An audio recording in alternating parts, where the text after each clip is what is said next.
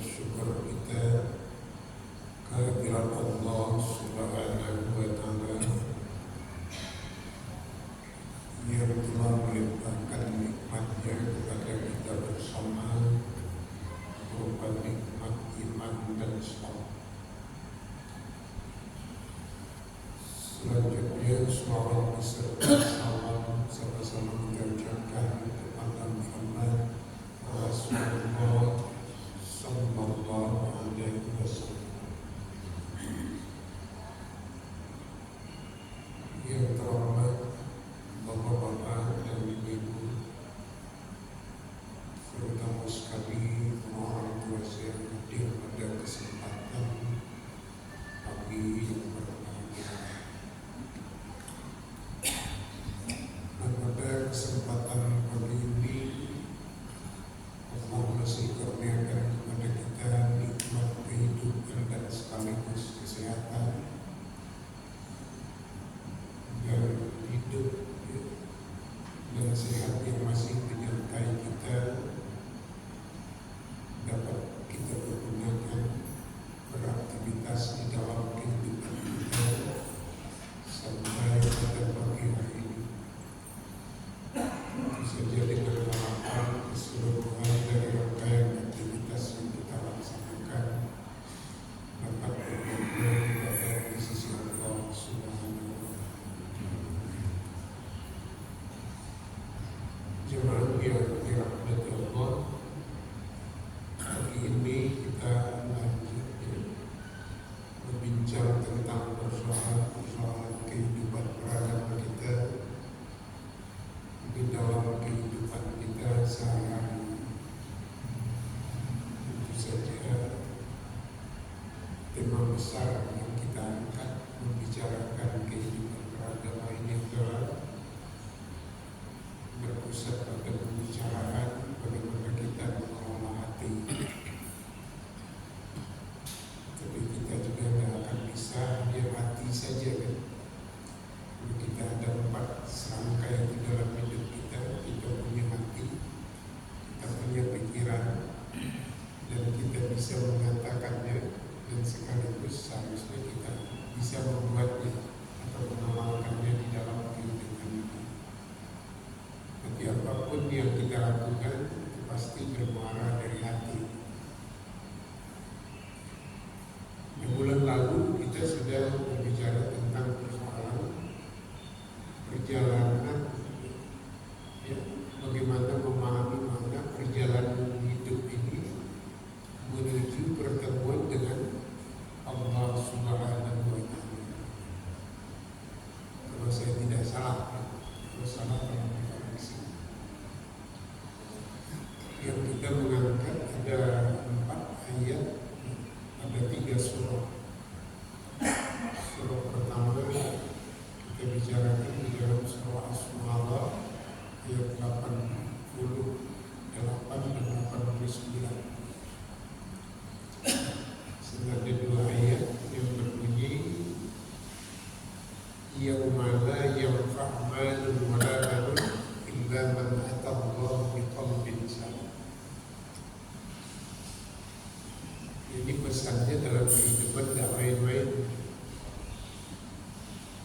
Walaupun kita dalam hidup ini betul-betul berorientasi berjuang untuk mencari kehidupan yang nanti bisa kita peroleh dalam bentuk harta. Terus setelah dapat kita berkeluarga dan kita akan mengembangkan ini di tengah-tengah keluarga kita. Ini betul-betul kenyataan dalam hidup kita.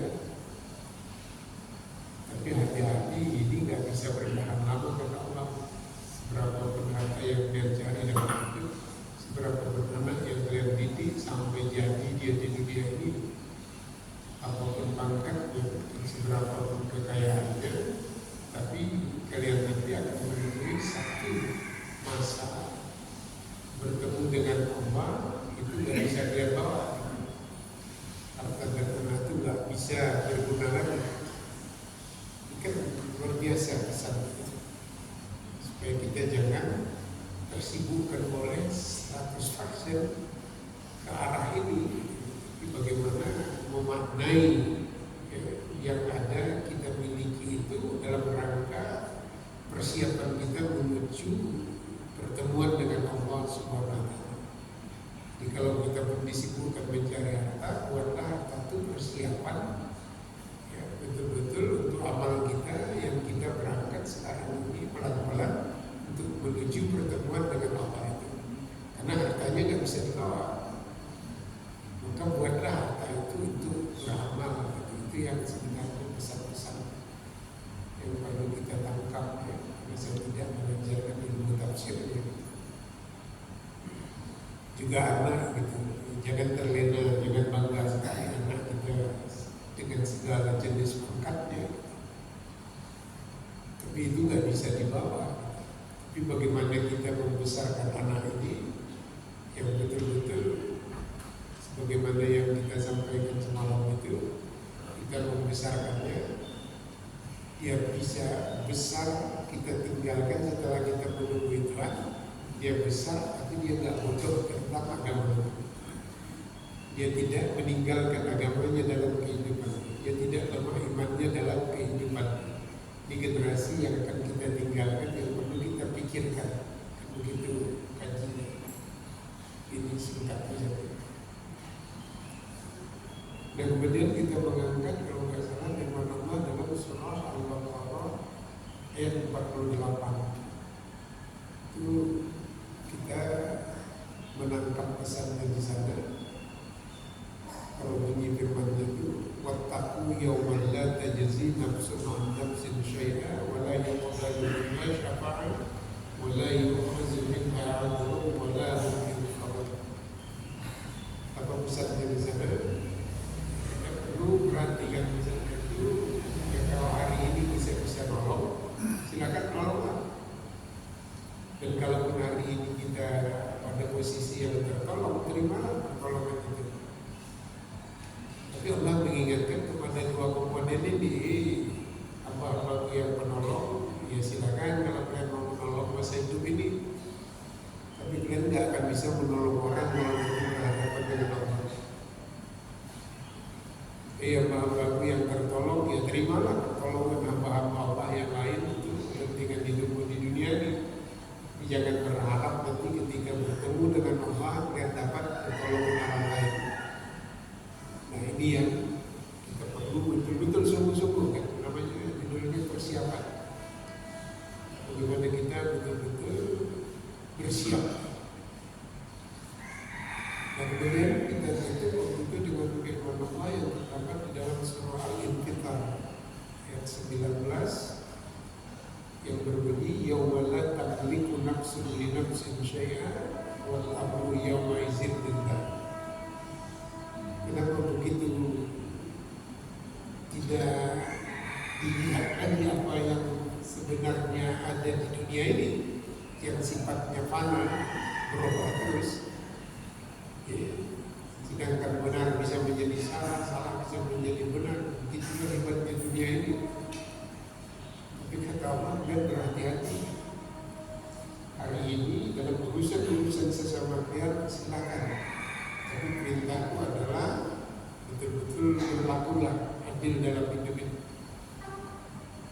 Ya, kalau dalam bahasa Al-Quran ini akan lebih dulu, tegakkan keadilan.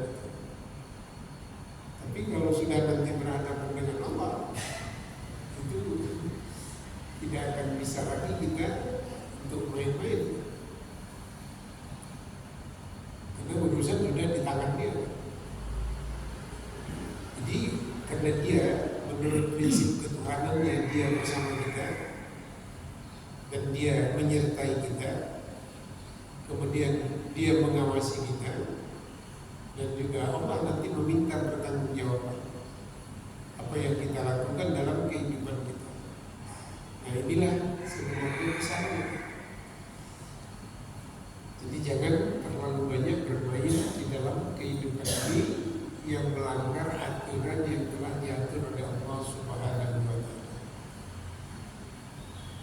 Nah itu kita tekankan semalam itu pesannya pada dua komponen, pesan kepada generasi di atas, katakan kalau secara biologis ayah dan ibu atau ibu dan ayah, kemudian pesan ke anak-anak kita yang mengerucutkannya ke arah sana, supaya jangan kita meninggalkan anak cucu yang bodoh terhadap agama, anak cucu kita yang meninggalkan agama, pintar tapi tinggal agama karena pernik-pernik dunia ini luar biasa. Nah kemudian nanti anak-anak cucu kita yang lemah imannya, nanti dia terpersona kali dengan hidup yang barangkali ya tinggal kalau macam kita ini udah tinggal sisa-sisa aja. Saya aja panggil dia udah nggak sanggup ke depan lagi. Jadi saya diganti bapak saya karena dia alergi dulu saya kambuh. Dan ini yang kita perhatikan betul. Jadi untuk kita yang sudah mau bertemu ini kira-kira udah siap, sedang dalam perjalanan ini sudah mau sampai. Tapi kan ada yang di belakang. Ini yang mau sampai menuju Tuhan ini sedangkan pikiran yang paling bagus untuk amal, pikirkan yang ditinggalkan ini.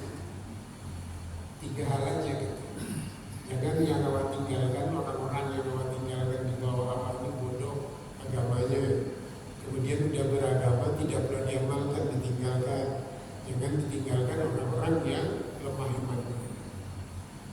Nah kalau kita yang muda-muda mulai, terutama anak di tengah-tengah keluarga, pikirkan pula kami yang tua-tua itu tidak mau jumpa Tuhan itu, jangan lagi diganggukan, diarahkanlah untuk bersiap.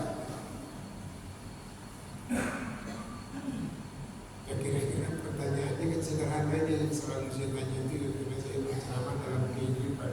Kira-kira anak kita kalau udah bakal kita tinggalkan, dipikirkannya kita yang mau berangkat menuju Tuhan atau yang kita tinggalkan?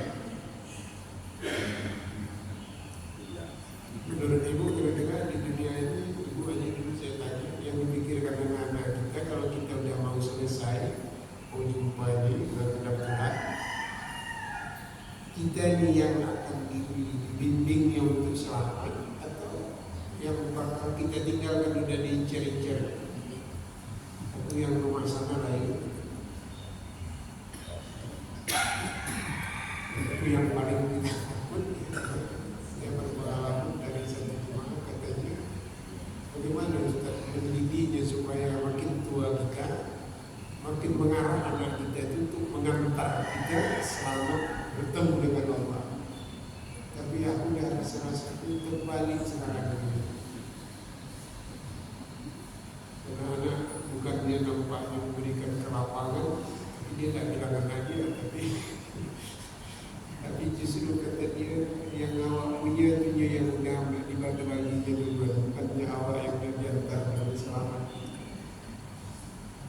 Berpakat dia kalau nanti aku rumah sana aku punya lah kayu katanya pulang. Belum bawa mandi juga dia mau pagi. Nah ini yang maksud saya kerja-kerja besar itu ini. Karena kita udah menggarap hati. Yang disebut di Tasbih itu saya dapat gelar baru lulus kausan. Bicara di meja sambil makan.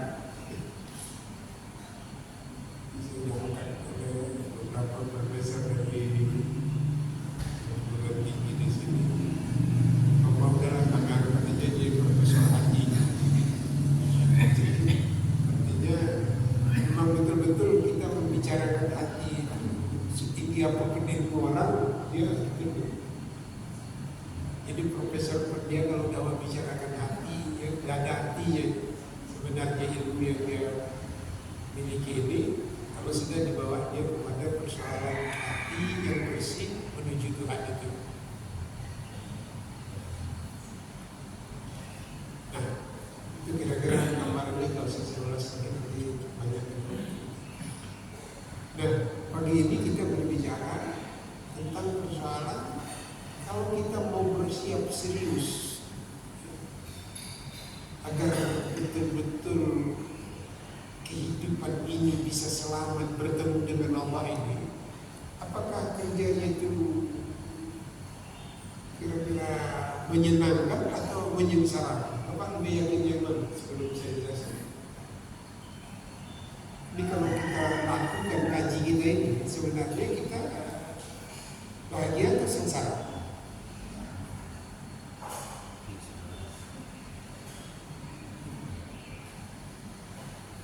Ini kan kita mau bersiap itu menuju pertemuan dengan Allah itu dengan selamat. Nah sekarang kalau ini dikerjakan, kira-kira kita sebenarnya berada di dunia ini orang-orang yang bekerja keras sehingga menyanyi ebit terbakar.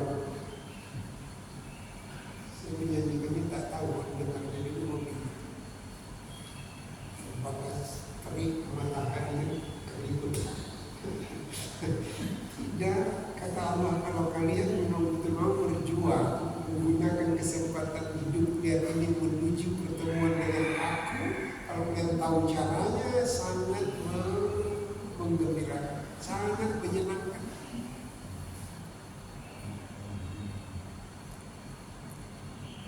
Nah, kalau begitu judul kita apa pagi ini? Kita bicarakan sederhana aja judulnya pagi. Kita berbicara tentang persiapan menuju Tuhan yang kita bicarakan ini kita lakukan dengan sangat menyenangkan. Cara melaksanakan tugas untuk persiapan menuju Tuhan yang menyenangkan. Itu kalau mau dikasih judul ya.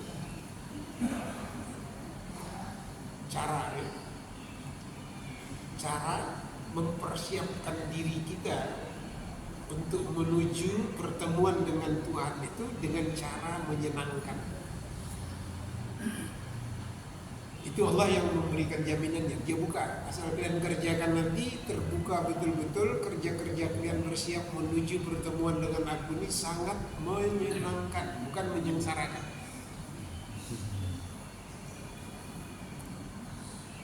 Nah itu kita angkat lewat firman Allah yang terdapat di dalam surah Al-Lail. Kalau tadi yang dibaca banget bahasa tadi Imam Asy-Syams, itu di bawah itu ada lagi Al-Lail bahasa.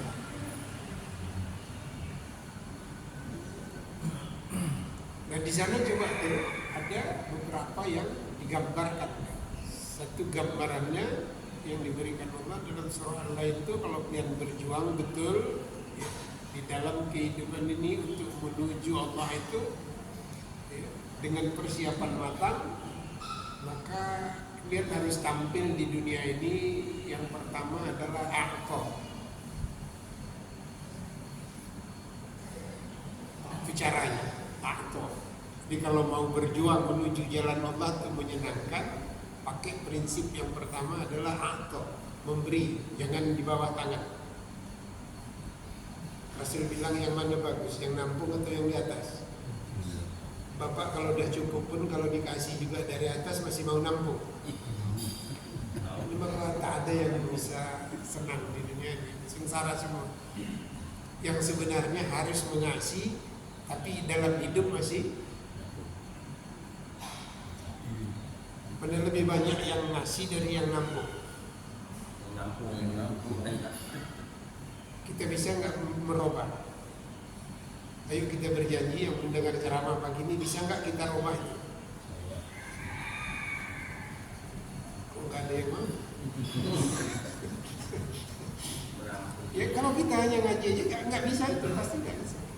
Saya sedih kali saya tengok itu. Ya. Kalau memang bisa waktu tunjuk gitu, kamu ini yang sebenarnya hidup di dunia ini berlebihan, tapi kamu masih tanganmu nampung saja kemana-mana. Kan ini yang kita.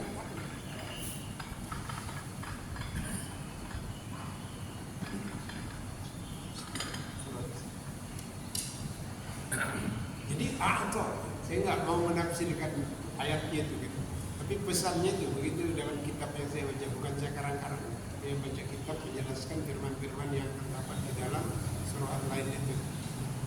Jadi yang pertama aqqa. Jadi kalau mau berjuang menuju pertemuan dengan Allah itu selamat, kita harus dulu memiliki karakternya aqqa. Jadi Jadi kalau kita udah ada karakter itu, asal kita bekerja keras untuk bertemu Tuhan itu, apapun, ya wajahmu, bi'amwal wa ampus, itu menyenangkan saja. Nggak ada orang yang takut mengorbankan harta, takut kira-kira mati, nggak ada itu.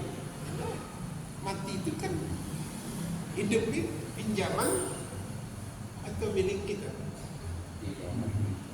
Apa bedanya pinjaman orang meminjam dengan pinjaman mati?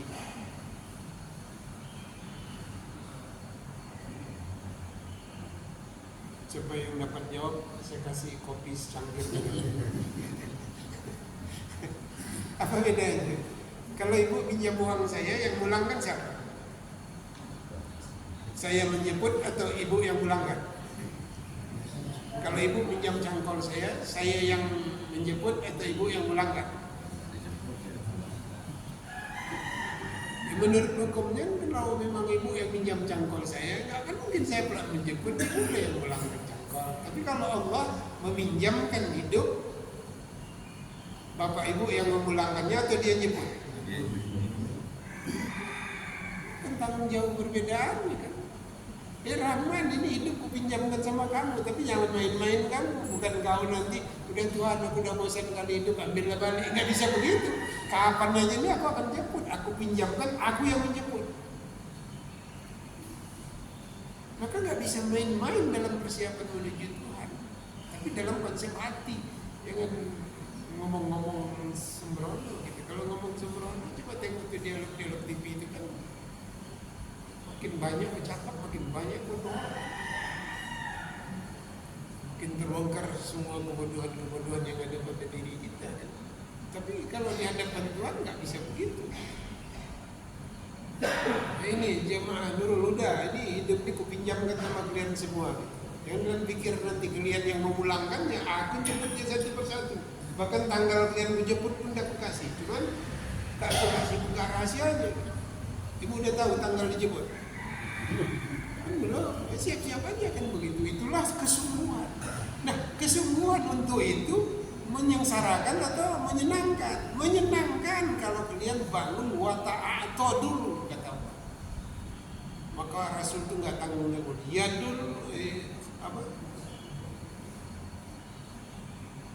Tangan di atas. Yadul ulia khairum minal yadis sufla. Ya, tangan di atas itu lebih baik dari tangan di bawah. Nah, sekarang hidup ini nampaknya menyenangkan atau menyengsarakan. Kalau dalam konsep ini, ya saya yakin udah menyengsarakan. Karena orang-orang yang seharusnya di atas tangannya menampung semua.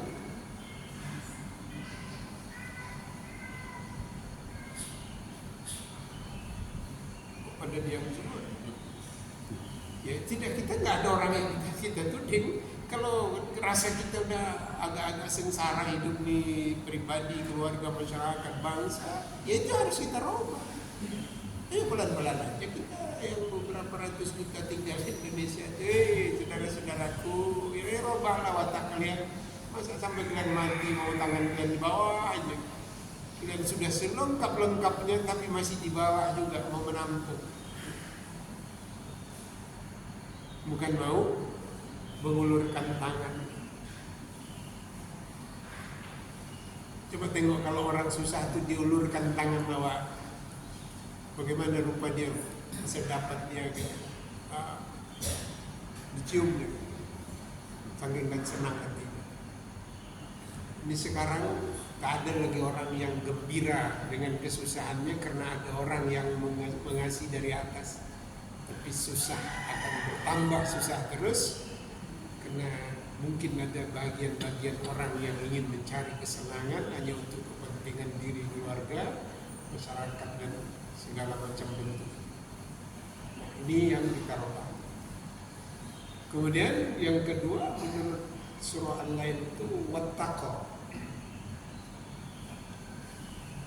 Ya, wattaqo itu kita udah bolak-balik itu kan. Takwa. Nah, takwa itu kan sebenarnya bagaimana caranya supaya kita bisa menyenangkan. Sekarang takwa itu saya pahami aja dalam hidup ini kan, bukan definisi-definisi. Dalam hidup itu orang bertakwa itu kalau dalam hidupnya dia ingin hidupnya sesuai dengan ingin Allah.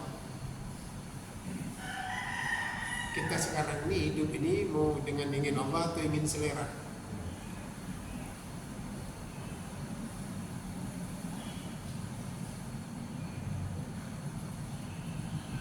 Gak ada yang jawab.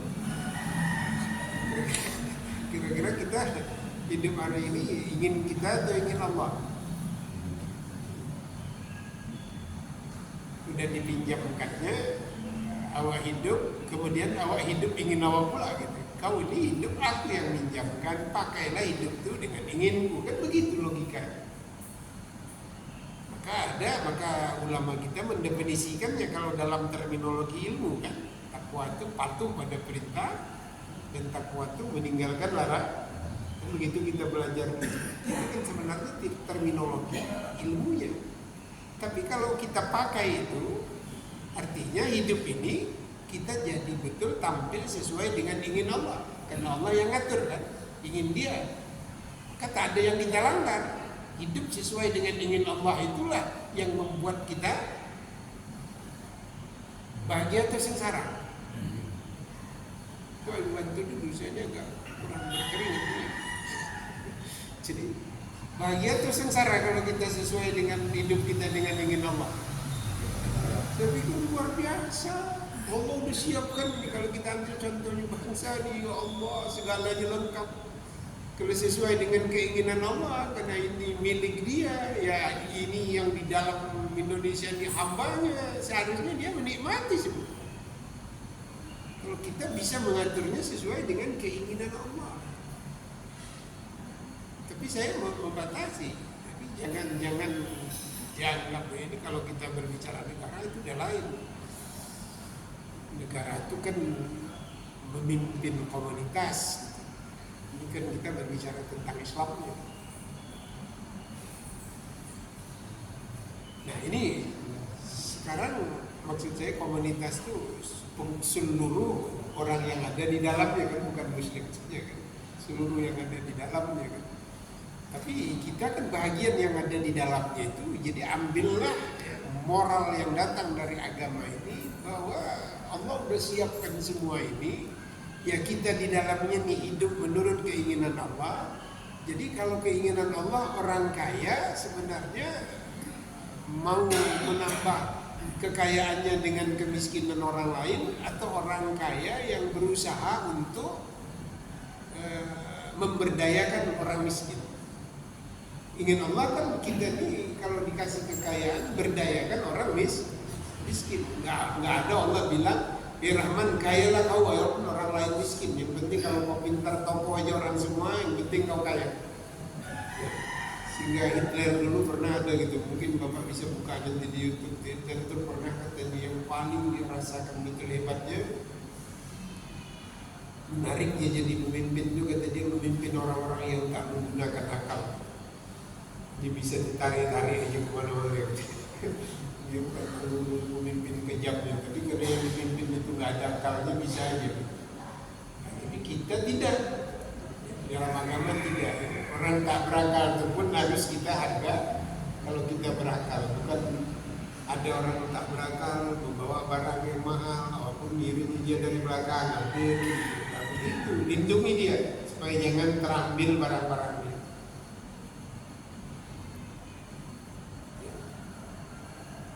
Jadi kalau bapak dan ibu berjalan dengan seseorang yang membawa ada nilai hartanya, tapi udah mau diambil oleh orang lain, ingin nggak melindungi dia supaya jangan diambil?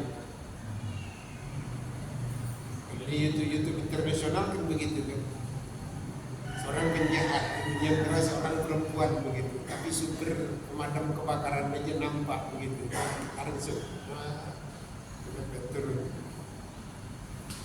Turun, ayo dek pulang cepat. Padahal ini adalah untuk mengambil harta orang yang sudah ditangkap, tapi orang lain masih bisa melindungi. Islam menuntut seperti itu. Jadi orang-orang yang terdaya dilindungi, orang-orang yang tak berdaya diberdayakan. Itu keinginan Allah. Itu yang kita robah. Nah itu bisa kalau kita bertakwa. Nah kalau kita takwa, ya, atau takwa itu dalam rangka untuk bersiap menuju pertemuan dengan Allah dalam bentuk amal nanti, itu akan menyenangkan gitu. Menyenangkan. Macam kita nggak ada beban gitu.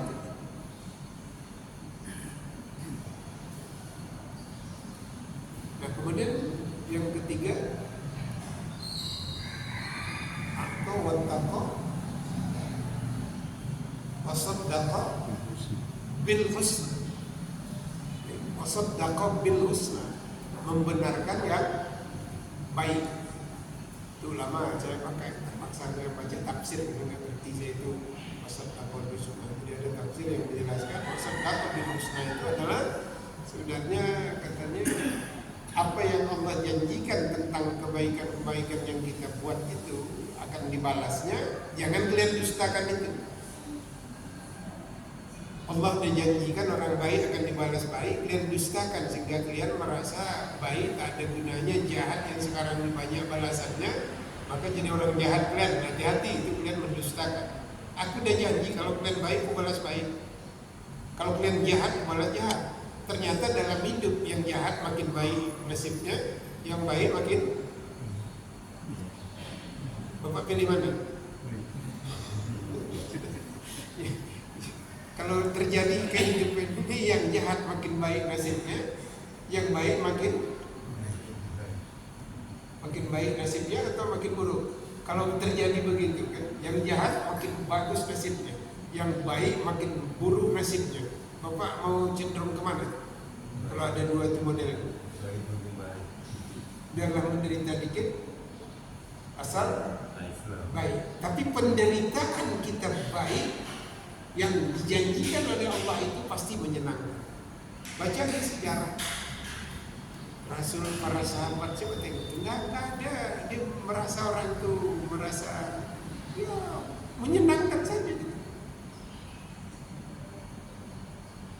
Tapi kita jangan pula menceritakan Rasulnya, sahabatnya, tapi kita nggak mirip gitu. Seperti saya yang paling saya takut begitu kan.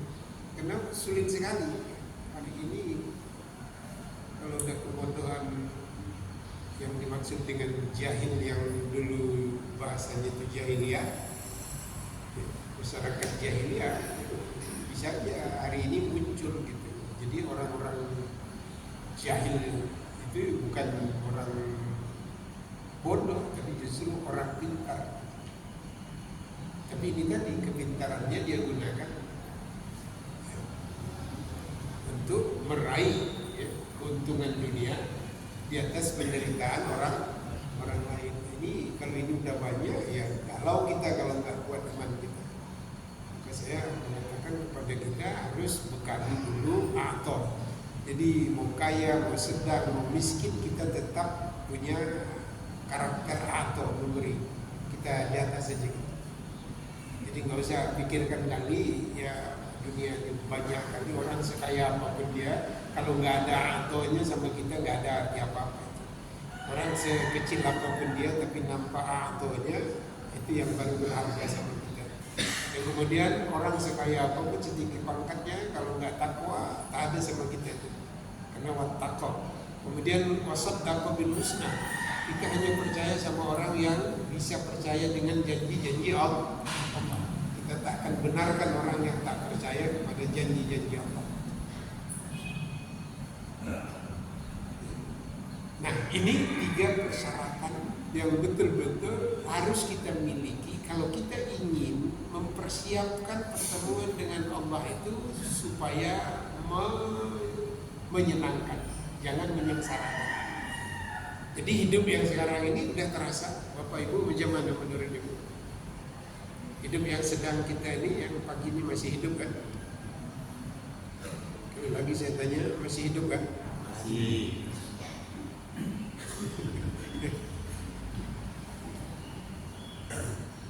Saya cuma semalam membahas itu kan. Saya bahas menyangkut masalah hidup itu. Jadi kalau masih hidup lumayan. Ada juga orang hidup tapi udah mati duluan. Bahasanya bahasa filosofis itu. Kenapa dia mati duluan? Ya saya tanya, kok bisa gitu Ustaz? Tanya oleh ibu-ibu begitu.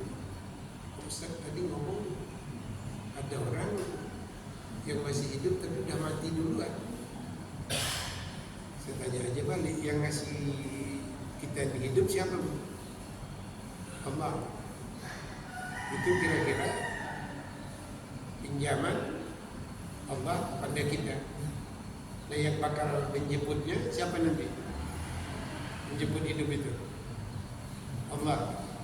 Nah berarti kalau hidup yang dipinjamkan nih, kalau kita tak pakai dia menurut orang yang meminjamkannya, berarti kita udah mati.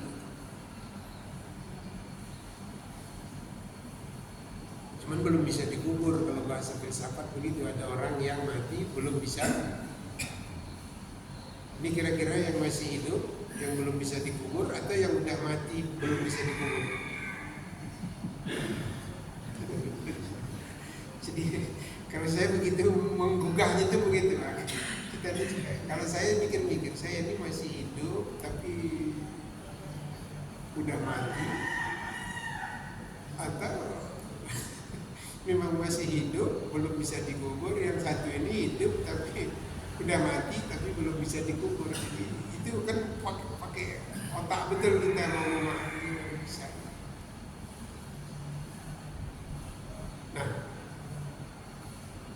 kenapa terjadi kesengsaraan di dalam persiapan menuju pertemuan dengan Allah itu? Karena kita terbalik yang tiga tadi kan. Kan itu yang dikemas oleh surah lain itu kan. A'ta wattaqa wa saddaqa bil husna, baru ditutup itu kan. Fasanuyassiruhu lil yusra. Kemudian wa amma man bakhila wastaghna wa saddaqa wa kazzaba bil husna fasanuyassiruhu lil usra. Nah, kalau yang tiga ini kita punya dalam menjalankan tugas bentuk persiapan menuju Tuhan ini, pasti aku buka jalan kebahagiaan. Fasan yassiru lil yusra. Tapi kalau sebaliknya itu kalian tampil dalam hidup ini, yang aku suruh atau kalian menampung saja, bukan sekaya apapun. Masih banyak gak orang kaya menerima kiriman dari orang? Atau saya tanya, lebih banyak orang kaya sekarang ini terkirim oleh orang, dikirim oleh orang, atau lebih banyak orang kaya yang ngirim orang miskin? Gak usah dijawab itu. Kadang udah kaya gitu, besok dapat jam tangan. Besok saya ngomong dengan teman saya jemaah, karena saya enak gitu. Jumpa jemaah yang misalnya kepala ini ngomong gitu, aduh, ini Ustaz kalau dengar ceramah Ustaz tak sanggup. Karena kami begitu, kami punya kadang di meja ada cincin, ada jam tangan, ada pulpen mahal, ada yang di sini apa? Kami ngasih anak yatim pulpen murah aja pun lupa kan.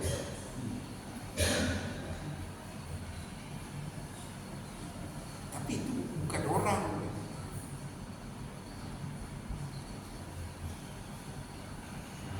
Jangan dibiasakan. Saya kan udah contohkan semalam, nyamuk sama bapak kira-kira kesimpulannya musuh atau kawan? Sama bapak di rumah, kalau ada nyamuk jadi kawan atau jadi musuh? Jadi musuh. Tapi kalau dia musuh, nyamuk boleh ditampar kan? Mati. Itu sekarang pada hakikatnya membunuh nyamuk atau membunuh gangguannya? Menurut hukum kan boleh dibunuh dia itu kan karena dia mengganggu. Karena gangguannya itu maka dibunuh. Tapi membunuh nyamuk sedunia boleh? Kan nggak boleh. Karena lebih banyak lagi nyamuk itu membantu awal hidup daripada mengganggu hidup. Betul Pak? Bapak pernah pakai Baypan? Pernah pakai api ya? Itu untuk bunuh apa? Nyamuknya mati, orangnya hidup. Sekarang ini orangnya udah hidup, dia makin hidup, orang lain dibuatnya makin mati. Mana lebih buruk dari nyamuk? ada orang ini nilai dia di dunia ini sebesar nyamuk itu pun tak ada. Nyamuk aja yang tampar mati dia, tapi masih banyak dia untuk mematikan dia, banyak orang yang jadi hidup. Banyak pabrik-pabrik yang mengelola itu orang bisa hidup. Tapi orang yang sudah terganggu nyamuk, dia matikan, dia udah bagus, tapi dia udah jadi manusia, bukan nyamuk lagi yang ditamparnya. Orang lain itu banyak mati karena keinginan dia untuk serakah dengan dunia. Jadi ini lebih buruk. Nah oleh karena itu lawan yang tiga itu harus kita serang dalam hidup kita.